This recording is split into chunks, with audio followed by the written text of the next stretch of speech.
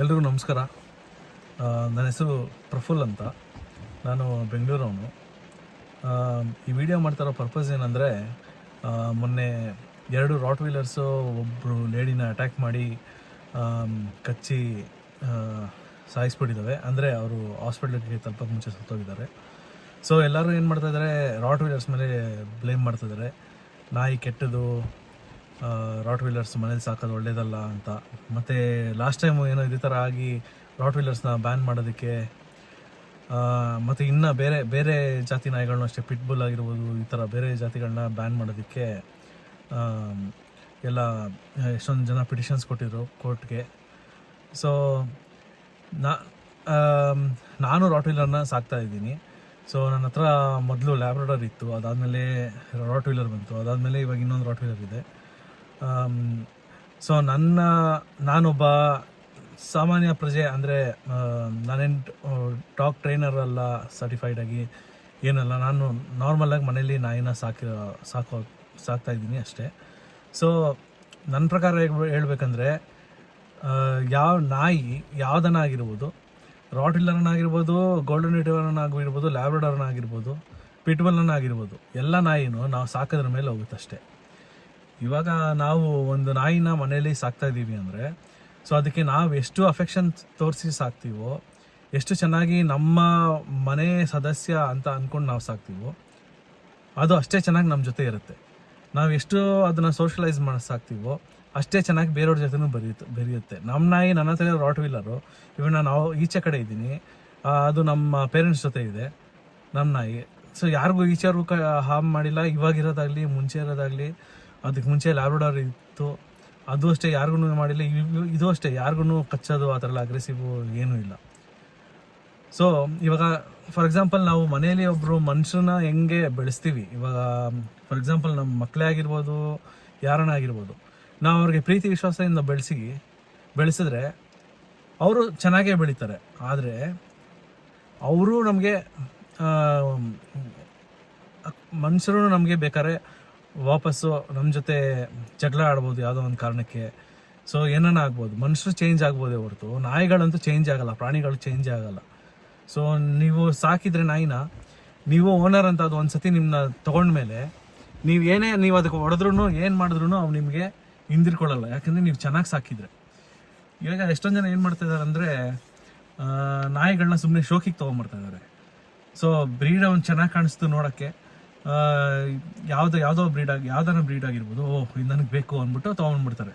ನಾಯಿ ಮೇಲೆ ಅವ್ರಿಗೆ ಪ್ರೀತಿ ಇರುತ್ತೆ, ಆದರೆ ಅವ್ರಿಗೆ ಪ್ರೀತಿ ತೋರ್ಸೋಕೆ ಗೊತ್ತಿರಲ್ಲ, ಅವ್ರಿಗೆ ಹೆಂಗೆ ಸಾಕಬೇಕು ಅಂತ ನಾಯಿಗೆ ಗೊತ್ತಿರಲ್ಲ ಫಸ್ಟ್ ಆಫ್ ಆಲ್. ಮತ್ತು ಇನ್ನಕ್ಕೆ ಸ್ವಲ್ಪ ಜನ ಸುಮ್ಮನೆ ಶೋಕಿಗೆ ತೊಗೊಂಡ್ಬರ್ತಾರೆ, ಅವ್ರಿಗೆ ನಾಯಿ ಮೇಲೆ ಪ್ರೀತಿನೂ ಇರಲ್ಲ, ಬೇರೆಯವ್ರ ಮುಂದೆ ಶೋ ಆಫ್ ಮಾಡಬೇಕು ಅಂತ ತೊಗೊಂಡ್ಬರ್ತಾರೆ. ಆಮೇಲೆ ಇನ್ನೊಂದು ಸ್ವಲ್ಪ ಜನ ನಾಯಿನಗಳು ತೊಗೊಂಡ್ಬರ್ತಾರೆ, ಗಾರ್ಡಿಂಗಿಗೆ ಬೇಕು ನನಗೆ, ನನ್ನ ತೋಟದಲ್ಲೋ ನನ್ನ ಮನೆಯಲ್ಲೋ ಎಲ್ಲೋ ಒಂದು ಕಡೆ ನನ್ನ ಗಾರ್ಡಿಂಗ್ ನಾಯಿ ಬೇಕು, ಆದರೆ ಅದಕ್ಕೆ ಪ್ರೀತಿ ತೋರಿಸಲ್ಲ, ಅವರು ಅಫೆಕ್ಷನ್ ಅಟ್ಯಾಕ್ ಬೆಳೆಸಲ್ಲ ಅದನ್ನು.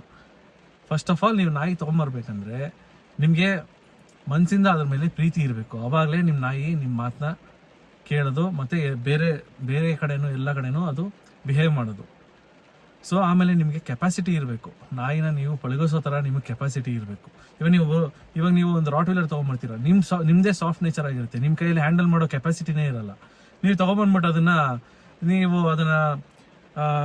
ಕೆಪಾಸಿಟಿ ಇಲ್ದಿರೋ ಹೆಂಗೆ ಸಾಕಿ, ಅದು ನಿಮ್ಮ ಕಂಟ್ರೋಲಲ್ಲಿ ಇರಲ್ಲ. ನಿಮ್ಗೆ ಅದು ಆಗಲ್ಲ ಅಂದರೆ ನೀವು ತೊಗೊಂಬರ್ಬಾರ್ದು. ನಿಮ್ಮ ನೇಚರ್ ಪ್ರಕಾರ ನೀವು ನಾಯಿನ ಸೆಲೆಕ್ಟ್ ಮಾಡಬೇಕು. ಎಷ್ಟೊಂದು ಬ್ರೀಡ್ಗಳಿದೆ.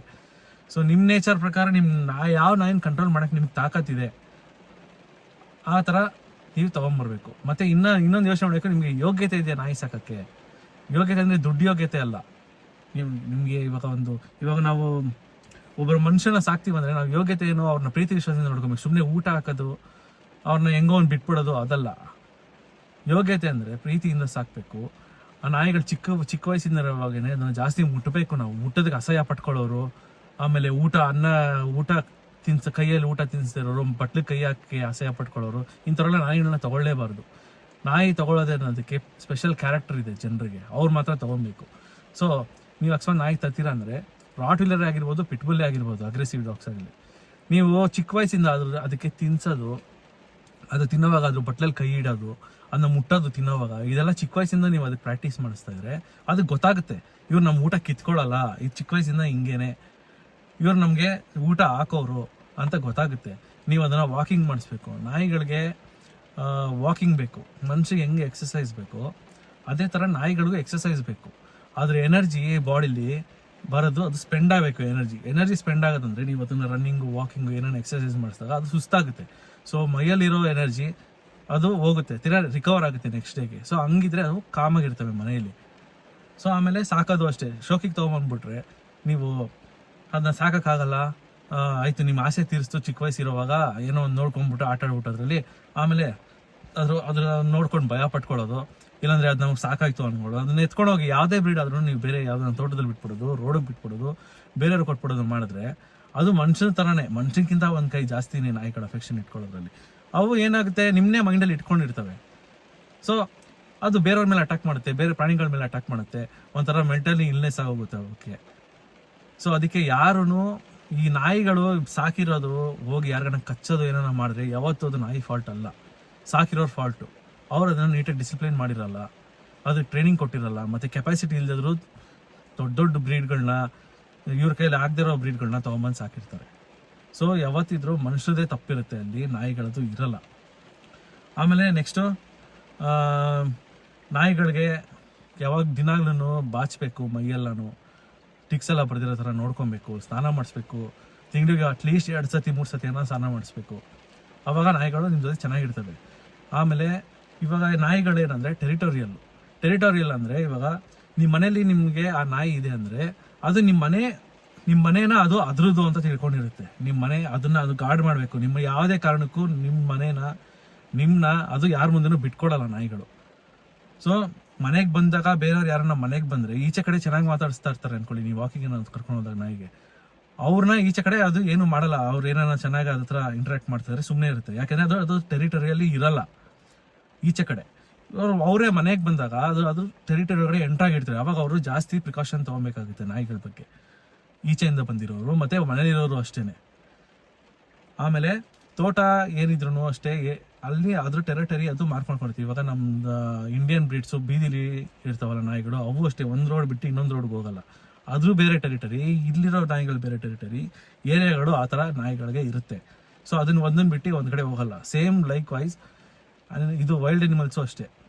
ಟೈಗರು, ಲಯನ್ಸು, ಲೆಪರ್ಡು, ಎಲಿಫೆಂಟ್ಸು ಇವೆಲ್ಲನೂ ಟೆರಿಟರಿ ಮಾಡ್ಕೊಂಡಿರುತ್ತೆ. ಅದ್ರ ಟೆರಿಟರಿಯಲ್ಲಿ ಮಾತ್ರ ಅದು ಇರ್ತವೆ. ಅದನ್ನ ಬಿಟ್ಟು ಬೇರೆ ಹೋಗಲ್ಲ. ಅದ್ರ ಬಿಟ್ಟು ಬೇರೆ ಹೋದರೆ ಇನ್ನೊಂದನ್ನು ಅದು ಸೋಲಿಸಿ ಅದ್ರ ಟೆರಿಟರಿನ ಇದಕ್ಕೆ ಅಕ್ವೈರ್ ಮಾಡ್ಕೊಳ್ಳೋದಕ್ಕೂ ಹೋಗ್ತವೆ. ಸೊ ನಾಯಿಗಳನ್ನ ಬೇರೆ ಕಡೆಯಿಂದ ಇನ್ನೊಂದು ಕಡೆಯಿಂದ ಒಂದು ಪ್ಲೇಸ್ ಚೇಂಜ್ ಮಾಡಿಸೋದು ಇವೆಲ್ಲ ಮಾಡಬಾರ್ದು ನಾವು ಸ್ಟ್ರೀಟಲ್ಲಿರೋ ನಾಯಿಗಳಿಗೂ. ಮತ್ತು ಇನ್ನೊಂದೇನೆಂದರೆ ಜನ ಶೋಕಿಗೆ ಬಿದ್ದುಬಿಟ್ಟು ಬರೀ ಚೆನ್ನಾಗಿರೋ ನಾಯಿನ ಫಾರಿನ್ ಬ್ರೀಡ್ಸ್ನ ಕಾಸು ಕೊಟ್ಟು ತೊಗೊತಾ ಇದ್ದಾರೆ. ಆದರೆ ಯೋಚನೆ ಮಾಡ್ತಾ ಇಲ್ಲ, ನಮ್ಮದು ದೇಶದಲ್ಲಿ ನಮ್ಮ ನಾಯಿಗಳಿದೆ, ಅವು ಹೊಟ್ಟೆ ಇಲ್ದಿರ ಮಳೆ ಚಳಿ ಗಾಳಿಲಿ ಈಚೆ ಇರ್ತವೆ. ಅವನ್ನ ನಾವು ಮನೆಗೆ ತೊಗೊಂಬಂದು ಅಡಾಪ್ಟ್ ಮಾಡ್ಕೊಂಡು ತೊಗೊಂಬಂದರೆ ಅವಕ್ಕೊಂದು ಲೈಫ್ ಸಿಗುತ್ತೆ ಅಂತ ಜನ ಯೋಚನೆ ಮಾಡ್ತಾರಲ್ಲ. ಫಾರ್ ಎಕ್ಸಾಂಪಲ್ ನಾನು ಅಷ್ಟೇ ಈ ಥರ ಫಾರಿನ್ ಬ್ರೀಡ್ಸ್ನೇ ಸಾಕ್ತಾಯಿದ್ದೀನಿ. ಇವಾಗ ನಾನು ನೆಕ್ಸ್ಟ್ ತೊಗೊಂಬಂದರೆ ನಾನು ಅಡಾಪ್ಟೇ ಮಾಡ್ಕೊಳ್ಳೋದು. ಮತ್ತು ಅದಕ್ಕೋಸ್ಕರನೇ ಬೇರೆ ಏನಾನ ಸೇವೆ ಮಾಡಬೇಕು ಅಂತ ಇದ್ದೀನಿ. ಫಾರ್ ಎಕ್ಸಾಂಪಲ್ ಊಟ ಹಾಕೋದು, ಮತ್ತು ಶೆಲ್ಟರ್ಗೆ ಡೊನೇಟ್ ಮಾಡೋದು, ದುಡ್ಡು, ಫುಡ್ಡು, ಈ ಥರ ಎಲ್ಲನೂ. ಸೊ ಜನ ಅದನ್ನು ಮುಂದೆ ಬಂದು ಅಡಾಪ್ಟ್ ಮಾಡಿ ನಮ್ಮ ಇಂಡಿಯನ್ ಬ್ರೀಡ್ಸ್ನ ಮನೆಗೆ ತೊಗೊಂಬಂದು ಸಾಕಿ ಅದಕ್ಕೆ ಸ್ನಾನ ಮಾಡಿಸಿ ಚೆನ್ನಾಗಿರೋ ಊಟ ಕೊಟ್ಟು ವ್ಯಾಕ್ಸಿನೇಷನ್ ಮಾಡಿಟ್ಕೊಂಡ್ರೆ ನಮ್ಮ ನಾಯಿಗಳು ಚೆನ್ನಾಗೇ ಇರ್ತವೆ, ನೋಡೋಕ್ಕೆ ಅದಕ್ಕಿಂತಲೂ ಚೆನ್ನಾಗಿರ್ತವೆ. ಮತ್ತು ನಮ್ಮ ನಾಯಿಗಳು ಈ ಫಾರಿನ್ ಬ್ರೀಡ್ಸ್ಗಿಂತ ಜಾಸ್ತಿ ಚೂಟಿಯಾಗಿರ್ತವೆ. ನಮ್ಮ ನಾಯಿಗಳೇ ಜಾಸ್ತಿ ಆ್ಯಕ್ಟಿವ್ ಆಗಿರ್ತವೆ ಈ ಫಾರಿನ್ ಬ್ರೀಡ್ಸ್ಗಿಂತನೂ. ಆಮೇಲೆ ಜನನ ನೀವೆಲ್ಲ ಸ್ವಲ್ಪ ಎಜುಕೇಟ್ ಮಾಡಬೇಕು. ಅಂದರೆ ನಾಲೆಡ್ಜ್ ಇರೋರು ವೀಡಿಯೋಗಳು ಮಾಡಿ ಮತ್ತು ಜನ ಹತ್ರ ಹೋಗಿ, ಯಾಕೆಂದರೆ ನಮಗೆ ಜಾಸ್ತಿ ದೇವರು ಬುದ್ಧಿ ಕೊಟ್ಟಿರೋದು, ನಾವೇನು ಬೇಕಾದ್ರೂ ಕಂಟ್ರೋಲ್ ಮಾಡ್ಬೋದು ಈ ಜಗತ್ತಲ್ಲಿ. ಸೊ ಈ ಅನಿಮಲ್ಸ್ ಎಲ್ಲ ನಮ್ಮ ಮೇಲೆ ಡಿಪೆಂಡ್ ಆಗಿರ್ತವೆ. ಈ ಪೆಟ್ ಅನಿಮಲ್ಸ್ ಎಲ್ಲ ನಮ್ಮ ಮೇಲೆ ಡಿಪೆಂಡ್ ಆಗಿರ್ತವೆ. ನಾವು ಅವನ್ನ ನೋಡ್ಕೊಬೇಕು, ನಾವು ಅದಕ್ಕೆ ಹೆಲ್ಪ್ ಮಾಡೋ ಥರ ನಾವು ನಡ್ಕೊಬೇಕು.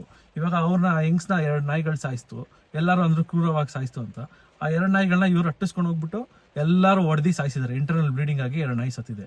ಇಲ್ಲಿ ಇವರು ಕ್ರೂರತ್ವನೇ ತಾನೇ ತೋರಿಸಿದ್ದು. ಇವ್ರು ಅಷ್ಟೊಂದು ಹ್ಯುಮ್ಯಾನಿಟಿ ಇದ್ದರೆ ಅದನ್ನು ಕ್ಯಾಪ್ಟಿವ್ ಮಾಡಿಸಿ, ಮತ್ತೆ ನೋಡ್ಕೊಳಕ್ಕೆ ಯಾರ ಕೈಲಿ ಇಲ್ಲ, ಅಗ್ರೆಸಿವ್ ಆಗೋಗಿದೆ, ಇವಾಗ ಕಂಟ್ರೋಲ್ ಮಾಡೋಕ್ಕೂ ಆಗಲ್ಲ ಅಂತ ಗೊತ್ತಾಗಿದ್ರೆ ಡಾಕ್ಟರ್ ಹತ್ರ ಕರ್ಕೊಂಡು ಹೋಗಿದ್ರೆ ಲೀತಲ್ ಇಂಜೆಕ್ಷನಲ್ಲಿ ಸಾಯಿಸಿರೋರು.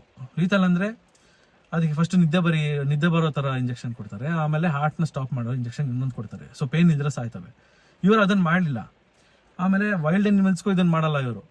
ಜನಕ್ಕೆ ಬುದ್ಧಿನೇ ಇಲ್ಲ ಸ್ವಲ್ಪನೂ. ನಮ್ಮ ರಿಸೋರ್ಸಸ್ಸು, ನಮ್ಮ ವೈಲ್ಡ್ ಅನಿಮಲ್ಸು, ಆನೆ ಆಗಲಿ, ಚಿರತೆ ಆಗಲಿ, ಹುಲಿ ಏನಾನ ಆಗಲಿ, ಅದು ಚರ್ಮ, ಉಗುರು, ದಂತಕ್ಕೋಸ್ಕರ ಅದನ್ನು ಸಾಯಿಸ್ಬಿಟ್ಟು ಮಾರ್ಕೊಳ್ಳೋದು. ಈ ದುಡ್ಡಿರೋರ್ಗೂ ಅದಕ್ಕೆ ಇವ್ರಿಗೆ ಮನೇಲಿ ಬೇಕು ಸ್ವಲ್ಪನೂ. ಇವ್ರಿಗೆ ಹತ್ರ ಎಷ್ಟೊಂದು ಹತ್ರ ದುಡ್ಡಿರುತ್ತೆ ಅಷ್ಟೇ, ನಾಲೆಡ್ಜ್ ಇರಲ್ಲ, ಏನೂ ಇರಲ್ಲ. ಅವ್ರಿಗೆ ಅದ್ರದ್ದು ಸ್ಕಿನ್ನು, ಉಗುರು ಇವೆಲ್ಲ ಮನೇಲಿ ಬೇಕು. ಪೋಚರ್ಸ್ಗೆ ಹೇಳ್ತಾರೆ, ಅವ್ರು ಹೋಗ್ಬಿಟ್ಟು ಎಲ್ಲಾನು ಸಾಯಿಸ್ಕೊಂಡ್ಬರ್ತಾರೆ. ನೇಚರ್ಗೆ ಎಷ್ಟು ಎಫೆಕ್ಟ್ ಆಗ್ತಾ ಇದೆ. ಹುಲಿಗಳ ಸಂಖ್ಯೆ ಕಮ್ಮಿ ಆದರೆ, ಆನೆ ಸಂಖ್ಯೆ ಕಮ್ಮಿ ಆದರೆ ಇವೆಲ್ಲ ನೇಚರ್ಗೆ ಹೆಂಗೆ ಎಫೆಕ್ಟ್ ಆಗುತ್ತೆ. ಹನಿ ಎಲ್ಲ ಚೆನ್ನಾಗಿ ಹನಿ ತಿಂತಾರೆ, ಹನಿ ಬೀಸ್ ಎಲ್ಲಾನು ಸಾಯಿಸ್ತಾರೆ. ಹನಿ ಬೀಸ್ ಕಮ್ಮಿ ಆದರೆ ನೇಚರ್ಗೆ ಹೆಂಗೆ ಎಫೆಕ್ಟ್ ಆಗುತ್ತೆ, ಸ್ಪೈಡರ್ಸ್ ಕಮ್ಮಿ ಆದರೆ ಹೆಂಗೆ ಎಫೆಕ್ಟ್ ಆಗುತ್ತೆ, ಇವೆಲ್ಲ ಇದ್ರ ಬಗ್ಗೆ ಎಲ್ಲ ಜನ ತಿಳ್ಕೊಬೇಕು. ತಿಳ್ಕೊಳಕ್ಕೂ ಆಗದಿರೋ ಜನ ಎಷ್ಟೊಂದು ಜನ ಇದ್ದಾರೆ, ಏನು ನಾಲೆಡ್ಜ್ ಇರೋ ಅವ್ರಿಗೆಲ್ಲ ನಿಮ್ಮಂಥವ್ರು ಗೊತ್ತಿರೋರು ಹೋಗ್ಬಿಟ್ಟು ಹೇಳ್ಬೇಕು ಎಲ್ರಿಗೂ. ಸೊ ನನ್ನ ಉದ್ದೇಶ ಇದು ಹೇಳ್ಬೇಕಂತ ಶೇರ್ ಮಾಡ್ಕೊಬೇಕು ಅಂದ್ಬಿಟ್ಟು ಈ ವಿಡಿಯೋ ಮಾಡಿದ್ದೀನಿ. ನಾಯಿಗಳ್ದು ಯಾವತ್ತೂ ತಪ್ಪಿರಲ್ಲ, ನಾವು ಹೆಂಗೆ ಸಾಕ್ತೀವಿ ಹಂಗೆ ಬೆಳಿತವೆ ಅಷ್ಟೇ. ಸೊ ಎಲ್ಲ ಒಳ್ಳೆ ಓನರ್ ಇದ್ದರೆ ಒಳ್ಳೆ ನಾಯಿ ಇರುತ್ತೆ. ಯಥಾ ರಾಜ ತಥಾ ಪ್ರಜಾ ಥರನೇ ಎಲ್ಲ ನಡೆಯೋದು. ಸೊ ಇದನ್ನು ಕನ್ಸಿಡರ್ ಮಾಡಿ ಎಲ್ಲರೂ ನಾಯಿಗಳನ್ನ ಹೇಟ್ ಮಾಡ್ದಿರ ಇರಲಿ. ಸೊ ನಮ್ಮ ಸ್ಟ್ರೀಟ್ ಡಾಗ್ನ ಅಡಾಪ್ಟ್ ಮಾಡಲಿ. ಮತ್ತು ಎಲ್ರಿಗೂ ಈ ಒಂದು ವಿಡಿಯೋಯಿಂದ ಹೆಲ್ಪ್ ಆಗಲಿ ಅಂತ ನಾನು ವಿಡಿಯೋ ಮಾಡಿದ್ದೀನಿ. Thank you so much.